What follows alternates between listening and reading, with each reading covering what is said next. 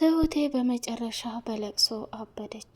እጅግ በጣም በሚያሳዝንና በሚገርም ሁኔታ ናቲና አለሜ አባባን አግተው እያሰቃዩትና ፈርደም እያስበሉት ይገኛሉ።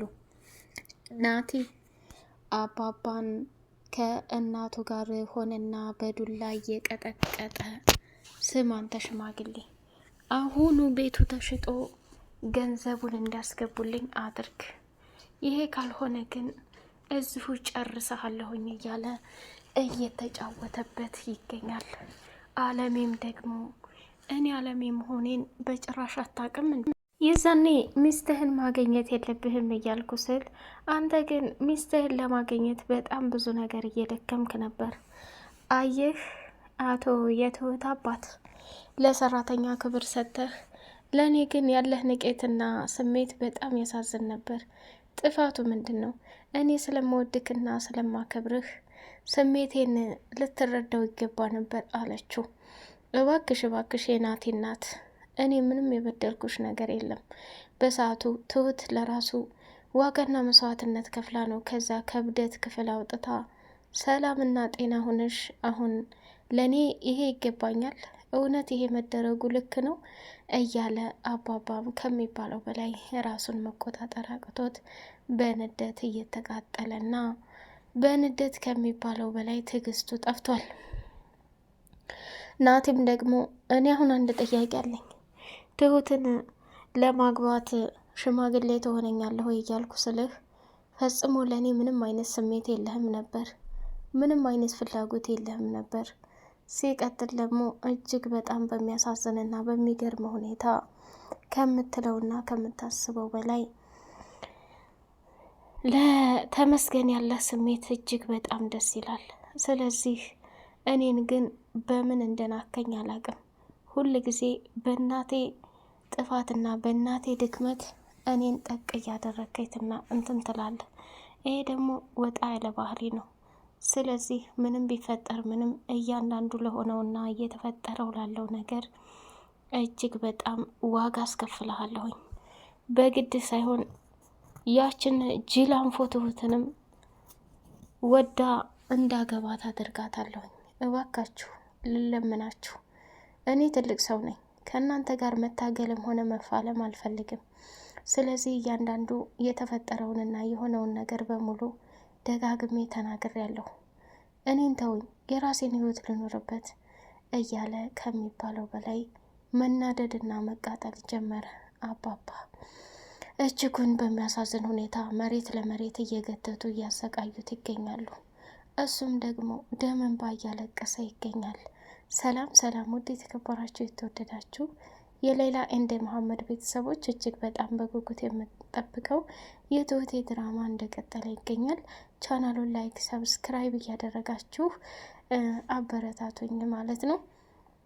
ትሁት ከሚባለው በላይ እንግዲህ ዋጋና መስዋዕትነት የከፈለችበት ትልቁ የህይወቷ ጉዞ እንደቀጠለ ይገኛል። ትሁቴ የአባባ ቤት እንዳይሸጥባትና አባባ የታገተበት ቦታ ላይ ነፃ ለማውጣት እውነትን ፈልፍላ እያሯሯጠች ትገኛለች። አባባ በደስታው ቀን እንግዲህ የናቲና የአለሜ ተንኮል አያልቅምና እሱን ሰው እንዲገጭ ካደረጉት በኋላ ያ የተገጨው ሰውዬ የነ ናቲ ሰውዬ ስለሆነ ይህን ያክል ገንዘብ ካሳ እንዲከፍለኝ ብለው አጣብቂ ቦታ ላይ ይዘውታል። እሱም ደግሞ ቤቱ ተሽጦ ገንዘቡ ካሳ መሰጠት አለበት። አባዬ መቼም በህይወት እያለ ይሄ ቤት ተቀምጦ እስር ቤት ይበስብስ አትሉም አይደል እያለ ሀሳብና እቅዱን እያወራረደ ይገኛል።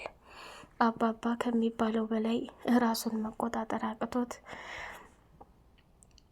እያንዳንዱ ለሚፈጸመውና ለሚሆነው ነገር ከሚባለው በላይ ዋጋ መክፈል እንዳለበት መረዳት እንዳለበትም ጭምር እየተናገረ ይገኛል።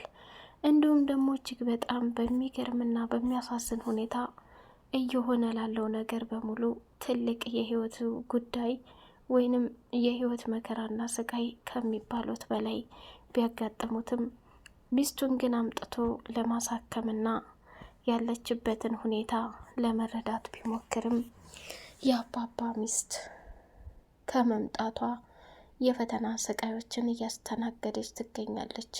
ተመስገን እማዬ ምንም ነገር አታስቢ፣ አሁን የመጣብን ችግር አልፎ ነገ በደስታ የምናወራ ይሆናል።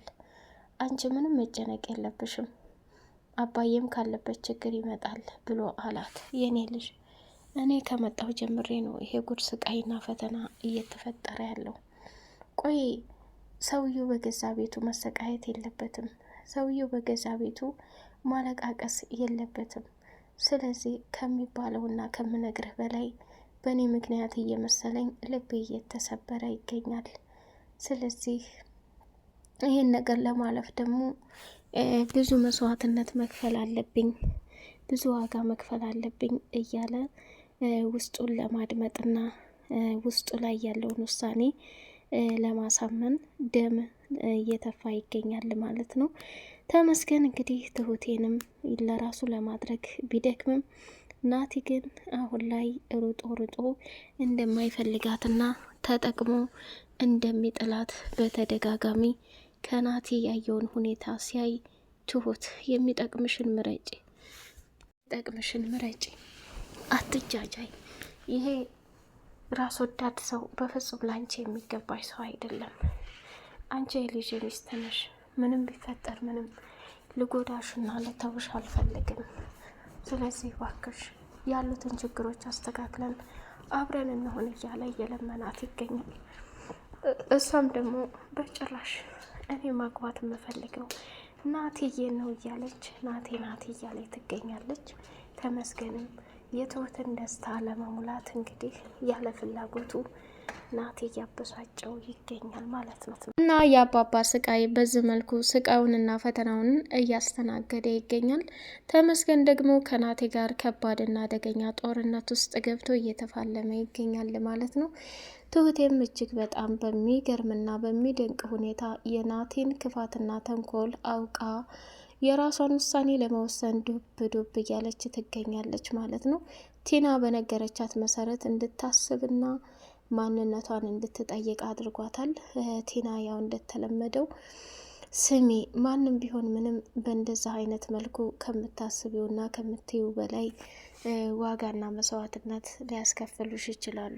ግን እያንዳንዱ የምታስቢውና የምታቅዥው ነገሮች በሙሉ ገደል ያስገቡሻል። ስለዚህ አስቢ። ናቲ ማለት ተጠቅሞ የሚጥልሽ እቃ ነው። ተመስገን ግን በጣም ነው የሚወድሽ። እሱ እንኳን ቢጥልሽ ተመስገን እንደሚያነሳሽ አስቢ ትሁት። እና ናቴን በእንዴት አይነት መልኩ እንደማስረዳሽ አላቅም። እየተጠቀመብሽ ነው። በፍጹም በኋላ ላይ አንጥሮ እንደሚጥልሽ ብታውቂ ኑሮ ይሄንን ሁሉ ነገር ለማድረግ ውስጥሽን ባሳመንሽው ነበር እያለች አለቻት። ከዛ ቲና እባክሽ የሌለ ነገር አይምሮ ውስጥ እያስገባሽ እኔን እንድትረብሽኝና ደስ የማይል ነገር እንዲፈጠር በፍጹም አልፈልግም። ናቲ ይሄን የሚያደርግ ሰው አይደለም። እኔም ከልቤ ነው በጣም የወደድኩት። ስለዚህ ከምታስቢው በላይ ለአንቺ ልዩ ቦታና ልዩ ነገር ሊኖረኝ ይገባል ብላ ነው የተናገረችው ማለት ነው። እንግዲህ እድልም አሁን ላይ ተመስገንን አፍቅረውና ወደው ትሁቴም ደግሞ በቅናት እያበደችና እየተቃጠለች ትገኛለች። የአባባ ሚስት ደግሞ ናቲ በመራት በኩል እየተመራችና እየተጓዘች ትገኛለች። እሷም እጅግ በጣም በሚገርም ሁኔታ የናቲን ክፋትና ተንኮል እስከምታውቅ ድረስ ምንም አይፈረድባትም። እድልም ናቲ እንኳን አግቶ አሰቃይቷት ገጠር በነበሩ ጊዜ ያሁሉ ፈተናና ስቃይ ሲደርስባት አሁን እናቷን በተለያየ መንገድ ማሳመን ነበረባት። ይህን ነገር ግን ላላመሳመን የምታረገው ጥረት የሆነ ነገር ያደርገኛል ብላ ስላሰበችና ስለተጨነቀች ጸጥ ነው ያለችው ማለት ነው። እና የአባባ ሚስት ከሚባለው በላይ ራሷን ከባድ ችግር ውስጥ ናቲ ገደል እያስገባትና እንዲሁም ደግሞ የአባባን ንብረት እና ሀብት አሁን መቀየር እና መለወጥ የምትችለው እሷ ብቻ መሆኗን ስላወቀ ትሁትና ተመስገን እዛ ቤት ብዙ ጊዜ ስለቆዩ የአባዬን ሀብትና ንብረት ስለሚወርሱት አስቀድመሽ አንቺ ይህን ነገር ማድረግ ያለብሽ። አባዬ እኮ ምናልባት እንደወጣ ሊቀር ይችላል፣ ላይመጣ ይችላል። ስለዚህ በተቻለ አቅምና መጠን ይሄን ነገር እንድታስተካክልኝ እፈልጋለሁ ብሎ አላት። እሱም ደግሞ ዋናው ሰውየው ይፈታ እንጂ ካለበት ቦታ እኔ ሁሉንም ነገር አደርጋለሁ፣ ምንም ነገር አታስብ እያለች አለችው ማለት ነው። እንግዲህ ተመስገን በጣም በሚያሳዝንና በሚገርም ሁኔታ እየለፋና እየደከመ ይገኛል። አባባን ካለበት ችግርና ጭንቀት ለማውጣት ያለችውንም ገንዘብ እየሰበሰበ እንዲሁም ደግሞ ትሁትን እያረጋጋ እድልና የአባባንም ሚስት ወደ ነበሩበት ተረጋግተው እንዲኖሩ እያደረጋቸው ነው ማለት ነው። ውድ የሌላ ኤንድ የመሐመድ ቤተሰቦች በቀጣይ ፓርት ምን እንጠብቅ? ትሁት አሁን ላይ በር ላይ ተነጥፋ የናቲን ከባድና አደገኛ ተንኮልነት ሰምታለች። እሱም ምንድን ነው? ይህንን እቅድና አላማ እኔ እንዳመጣሁት በፍጹም ትሁት ማወቅ የለባትም ብሎ ነው ያስጠነቀቃት። እሷም ደግሞ እንዴት እንደዚህ ልትል ትችላለህ? ትሁት እናንተ ፍቅረኛ አይደላችሁም ወይ? ከሷ የምትደብቀው ነገር አለ ሆይ ብላ ነው የተናገረችው። ይሄ እንግዲህ ትልቅና አደገኛ ክህደት ነው። በጣም በሚያሳዝን ሁኔታ ትሁት አሁን ላይ ራሷን በምን አይነት መልኩ መሸወድና በምን አይነት መልኩ ማስተካከል እንዳለባት እጅግ በጣም ግራ የተዋጠችበት መንገድ ነው ማለት ነው።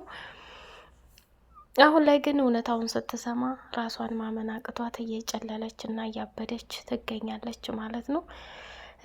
ተመስገን ያላትና ማናት ቲና ያሉት ነገር እውነት መሆኑን አምና ተቀብላለች ማለት ነው። መጨረሻ ላይ ምን ይፈጠር ይሆን የሚለውን በጉጉት ለማየት ቸኩለናል። አባባም ካለበት አጣብቂኝ ሁኔታ ተመስገን ሄዶ እንደሚያወጣው ምንም ጥርጥር እንደሌለው አረጋግጠናል ማለት ነው። ውድ የተከበራችሁ የመሐመድና የሌላ ቤተሰቦች ቻናሉን ላይክ፣ ሰብስክራይብ እያደረጋችሁ በቀጣይ ፓርት በጉጉት እስከምንገናኝ ድረስ እናመሰግናለን ማለት ነው። ሰላም ለሀገራችን። ሰላም አለይኩም ወራህመቱላሂ ወበረካቱሁ።